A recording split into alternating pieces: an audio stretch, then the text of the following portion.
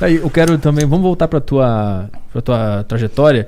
Então tu participou do grupo e aí tu teve aquela situação que tu foi fazer o feitiço pro cara, não deu certo, aí tu viu a mão e tal, e ele tirou o demônio do teu corpo, é isso? Assim que se fala? É isso. Tá. E aí a partir daí tu se converteu pro evangelho, é assim que se fala, tá certo? Sim, me tornei um cristão, prefiro usar dessa maneira, cristão. Tá, aí eu sei que também quando tu começou a ir pro outro lado do cristianismo, de Jesus, Deus e tal, tu também meio que se rebelou contra a própria igreja porque tu viu coisas lá dentro que tu não concordou. Sim.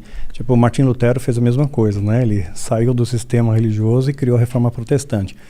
Porque, infelizmente, entrou muita política no meio. Você vê político no altar, né? O altar é um local sagrado para Deus. Você não pode pôr um político lá, independente se seja cristão ou não. Né? São valores, você não pode fazer comércio na igreja. Jesus expulsou os mercadores do templo, e hoje a igreja virou comércio, vende a pedra ungida, o feijão consagrado, os caras inventam, tem uma equipe de marketing por trás muito boa, meu. A lâmpada que vai iluminar a sua vida, a lâmpada consagrada, tem coisa que até você duvida que o cara realmente fez aquilo, né? E as pessoas acreditam e compram. Então é uma manobra de massa, né? Para enganar.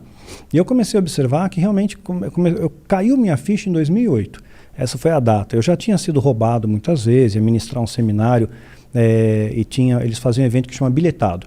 Né? Então a pessoa, para fazer parte do congresso, do seminário que eu ia ministrar, passava o dia inteiro lá comigo, ganhava um livro meu e eu comprava mais barato, né, da editora, tinha todo um acordo ali. Então a pessoa pagava, vinha para mim 10, 15 reais e a igreja cobrava, digamos, 50 reais de inscrição.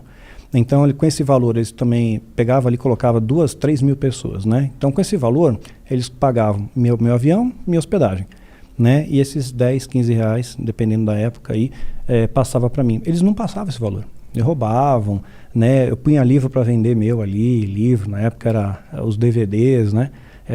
Vendia tudo, não sei com quem está o dinheiro, né? Então, assim, eu me colocava no pior hotel, né? Então era bem complicado mesmo.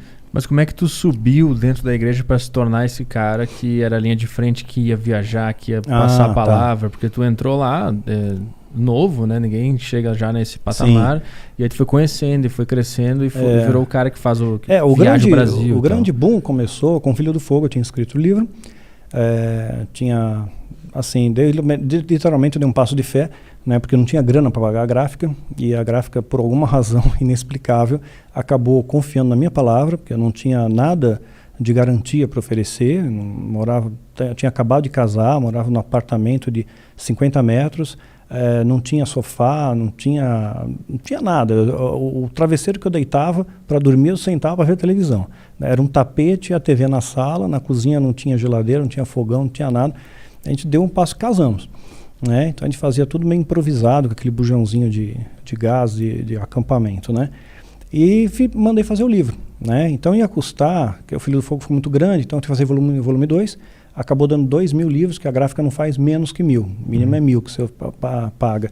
E deu na época mais ou menos uns 16 mil, era muita grana para mim, eu não estava trabalhando, né? Minha esposa também teve problemas lá com o hospital, teve umas perseguições, ela saiu da medicina.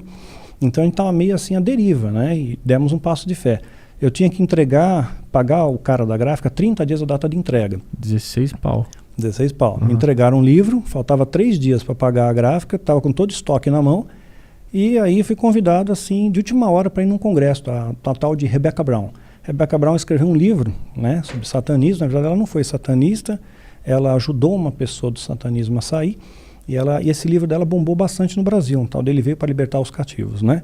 Tem alguns exageros no livro, né? Acho que ali a pessoa que contou para ela só repassou, tem umas chutadas de balde, né? Tipo, ela faz um feitiço, o demônio vem na frente, você atira com uma Magnum 357 e as balas caem no chão, né? Bem Matrix, né? Matrix, então, é o Neo, o cara era o Neo. Então, assim não dá, né? Então o que a gente fez? Um poderzinho no ar. Então o que nós fizemos? Eu fui convidado de última hora, que uma pessoa faltou nesse congresso, né? E eu fui tapar buraco.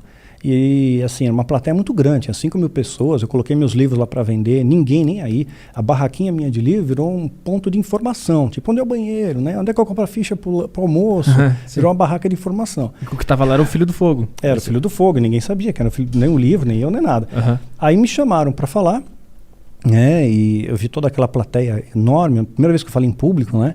Eu falava assim para meus alunos do Kung Fu, na academia, dando aulinha teórica, né? De filosofia, história, mas não para uma galera dessa, né? E tinha um clima hostil lá, porque alguém tinha sabotado o evento. Eles deram umas sacolinhas assim, tipo de patrocinadores, né? Com um caderninho para você anotar, lápis, tal, tranqueirinho assim. E alguém colocou material pornográfico. Na época, colocou umas revistinhas suecas lá no meio, né? Aí o público estava alvoroçado, né? E quando eu subi no altar, né? Assim, o público estava muito hostil, não sabia quem eu era. Então eu senti um clima meio pesado ali, né? Falei, poxa, o que vai acontecer? E comecei a falar. E, sei lá, um pouco antes de subir, teve sempre um cara que te ajuda nessa hora, né? O cara vem cá, Daniel, vou te contar uma coisa. Pô, pensei que era uma coisa legal. Ó, tem 5 mil pessoas aí. Falei, pô, legal. Essa informação que eu precisava, era tudo que eu precisava para subir. Eu queria descobrir na hora, exatamente. Aí falei, o povo começou a sair para comprar, vendi todos os livros naquele dia. Vendi os 2.000 livros naquele dia. Mas nesse discurso, nessa palestra... Não, falei tinha 1 hora para falar. Sobre a experiência do... eu contei rapidamente, eu tinha 1 hora, me atropelei ali. Falei, tem meu testemunho no canal, tem uma hora mais ou menos, né? Mas ali foi a primeira vez que eu falei, né? Então, mas foi bem, porque o pessoal... Gostou. Acabou tudo, 2.000 livros foram vendidos, aí consegui honrar a gráfica, e nisso, daqueles 2.000 livros, tinha muitos líderes ali. Aí começaram a me chamar para contar meu testemunho nas igrejas.